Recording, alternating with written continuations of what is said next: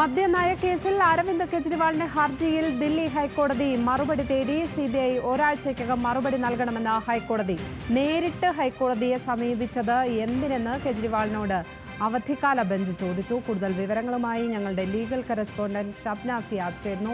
ഷബ്ന, ഇതിനകത്ത് കോടതി എന്ത് വ്യക്തതയാണ് ഇപ്പോൾ തേടുന്നത്? വിശദാംശങ്ങൾ എന്താണ്?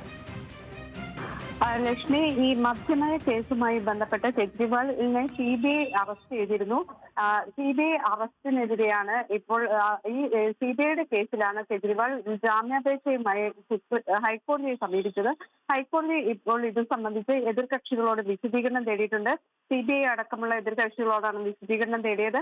അതോടൊപ്പം തന്നെ രണ്ടാഴ്ചയ്ക്കകം ഇതുമായി ബന്ധപ്പെട്ട വിശദീകരണം നൽകാൻ ആവശ്യപ്പെടുകയും ചെയ്തു. മറ്റൊന്ന്, ഇത് വാദത്തിനിടെ കോടതി ചോദിച്ചത് എന്തുകൊണ്ടാണ് വിചാരണ കോടതിയിൽ ജാമ്യാപേക്ഷ നൽകാതെ നേരിട്ട് ഹൈക്കോടതിയെ സമീപിച്ചത് എന്ന ചോദ്യം ഉന്നയിച്ചിരുന്നു. എന്നാൽ വിചാരണ കോടതി നേരത്തെ തന്നെ ഇത്തരത്തിൽ ജാമ്യം അപേക്ഷ നൽകിയിരുന്നില്ല. പക്ഷേ സിബിഐ കസ്റ്റഡിയിൽ വിടുന്നതിന് കോടതിയിൽ എതിർത്തിരുന്നു. കോടതിയുടെ നടപടി നിയമവിരുദ്ധമായിരുന്നു എന്നാണ് കെജ്രിവാളിന്റെ അഭിഭാഷകൻ ഇന്ന് ഡൽഹി ഹൈക്കോടതിയെ അറിയിച്ചത്. ഇതുമായി ബന്ധപ്പെട്ട് ഇനി വിശദമായ സത്യവാങ്മൂലം സമർപ്പിക്കാൻ സിബിഐയോട് ആവശ്യപ്പെട്ടിട്ടുണ്ട്. നേരത്തെ നമുക്കറിയാം, ഇഡിയുടെ കസ്റ്റഡിയിലേക്ക് ഇഡി ഈ മദ്യനയവുമായി ബന്ധപ്പെട്ട് കെജ്രിവാളിനെ അറസ്റ്റ് ചെയ്യുന്നു. അതിനുശേഷം ഇഡിയുടെ കസ്റ്റഡിയിൽ ഇരിക്കെയാണ് ഈ സിബിഐ ഇത്തരം ഒരു തിരക്കിട്ട നീക്കം നടത്തുന്നത്.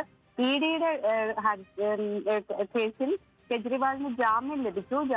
ഡൽഹി ഹൈക്കോടതി ജാമ്യം നൽകി, വിചാരണ കോടതി ജാമ്യം നൽകി. അതിന് തൊട്ട് പിന്നാലെ സിബിഐ ഇത്തരം ഒരു നീക്കം നടത്തി കെജ്രിവാളിനെ അറസ്റ്റ് ചെയ്യുകയായിരുന്നു.